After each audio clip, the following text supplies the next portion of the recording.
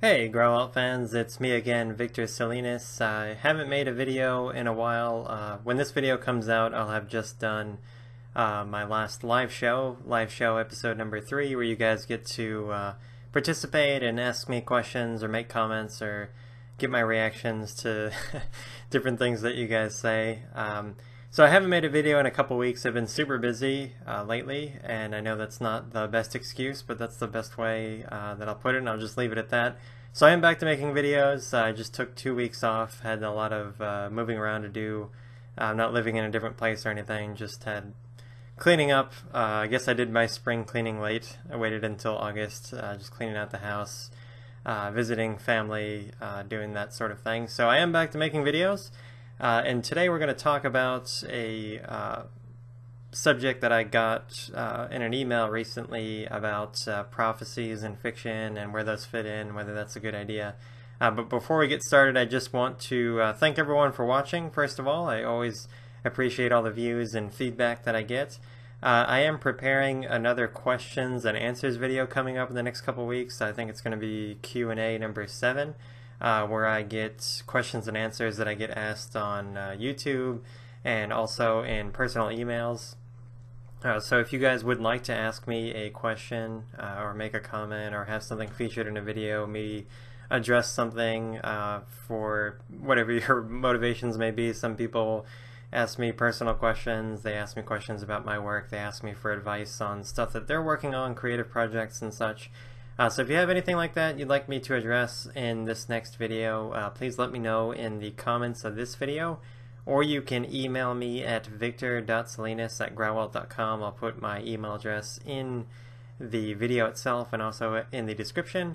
And just one more quick reminder, I'm going to do another live show coming up. That is going to be on September 10th. That's September 10th at 4 p.m. Eastern U.S. time. That's a Thursday. I've been doing it on Thursdays. That works for me. So September 10th, I hope to see you guys there. Now moving on to the subject of the video, and I got an email recently, like I said, about prophecies and how like a prophecy can work into fiction, and I thought about that pretty hard, and I'm not entirely sure where I stand on that. I guess for me personally, as a fiction writer, I don't like to use prophecies, and they just seem really, I don't know, overdone. Like we've been there and done that, and I think it's been shown in a lot of examples. The first one that comes to mind is like this Star Wars franchise was ruined by the prophecy with Anakin Skywalker. I think like in episode 1 and the other prequels. To use that as an example, I think it would have been so much more impactful without a prophecy, and it's just here's this phenomenal, teenager that we find out in the hinterlands of the galaxy that just has this knack for the Force, and that way no one sees it coming. If you really think about the way that it's presented in Star Wars Episode 1, the prophecy says that this child is going to bring balance to the Force. Well, when your side, and in this case the light side, if you're on the Jedi Council, has everything going for it, what do you think bringing balance to the Force is going to mean? That means that, you're up here right now. Sorry, my hand's kind of moving off camera. Light side's up here. This kid's, dark side's down here. He's going to do that. So I think the appropriate response in that scenario would have been to kill Anakin when he was a kid. So there's an example of prophecies not working out really well. To use another example of things that I talk about a lot, the Dune novels, which I'm now reading, going through the original series in Spanish. I've read it in English. They deal a lot with prophecies. Paul Atreides, who's the protagonist at the beginning, is a messianic figure for the Fremen who live on Arrakis. I know that sounds kind of crazy if you don't know anything about Dune. There's a lot in the Dune universe, which is why I like it. But, the protagonist is a messianic character. There's a prophecy that, this man, this child will come to us from another planet, and he'll already be accustomed to our ways, just, grew up that way. He'll already have, mystic capabilities, and he'll lead us, he'll deliver us to freedom from our oppressors, and that's exactly what ends up happening. And that's the one part of Dune that I really don't like. I love Dune for the setting. It's really well thought out. But for me, the prophecy just ruins it, because the character already knows the prophecy, and I guess he gradually finally accepts that he is that messianic character, but it just kind of blindsides you. Or I'm sorry, it doesn't blindside you. It's just too obvious. I mean, you go through the entire thing knowing that this is going to happen. I think it would have been so much better if, as a reader, you had no idea what the protagonist was going to go on to do. You know, there was no prophecy, and, you know, he gets lost and exiled into the desert with his mother, and they infiltrate, you know, they become a part of the Fremen culture, and then they realize, you know, through his natural talents that he is a great leader, but no one saw it coming beforehand. You know what I mean?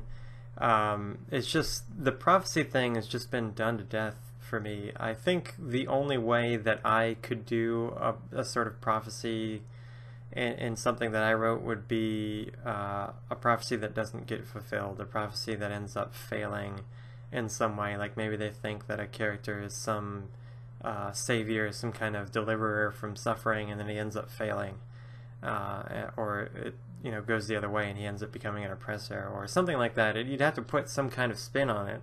It's just the prophetic themes in fiction have just been done to death, I think, since the times of Jesus, who is the first one that's coming to mind of, you know, stories from long ago. So of course there have been other messiahs and other mythologies. You know, every mythological tradition, every storytelling tradition has a messiah of some sort, and it's just that's been done so much that for one, it's just old and it's tiresome to read.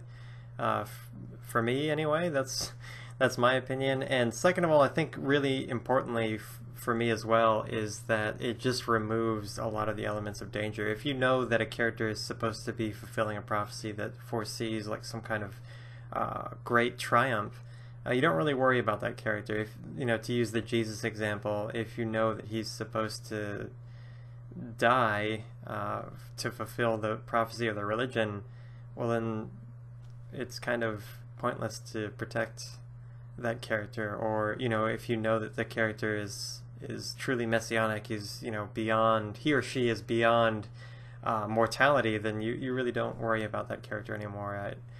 I think that if prophecy is going to exist in fiction, at least as something as far as that I would be interested in, or certainly would write, is that that's something that's in the past. The characters in the story that I would write or want to read about would refer to prophecies, you know, long ago, ancient traditions. That's too far removed from our present day.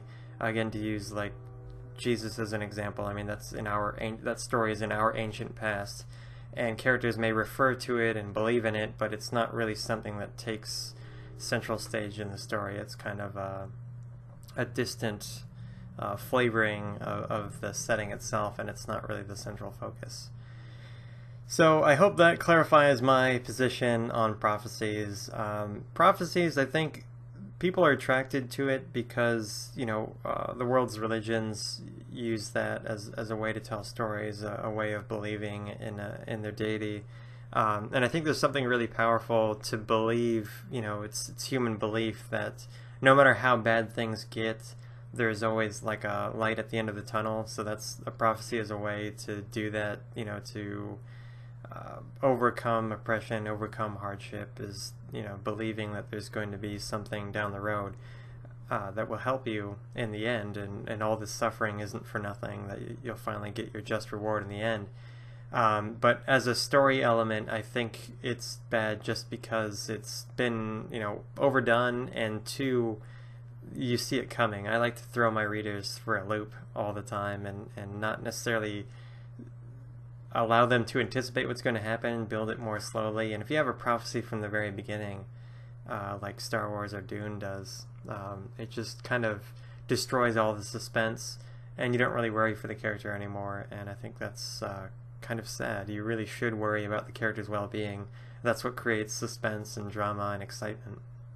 So I'll wrap up this video leaving you with those thoughts, and again, thanking you guys for watching. Remind you once again to leave any questions or comments you have for me in the comment section of this video, or you can email me directly at victor.salinas@grauwelt.com. I'll put my email address in the video itself and also in the description. I'm gathering these questions and comments to feature in a new questions and answers video that I'll be doing here in a week or two. Also, would like to remind everyone watching to look out for the next live show that I'm going to do. That's going to be September 10th at 4 p.m. Eastern US time. I hope to see you guys there. Don't forget to rate and subscribe and share this video if you liked it. I'll talk to you guys next time. Bye.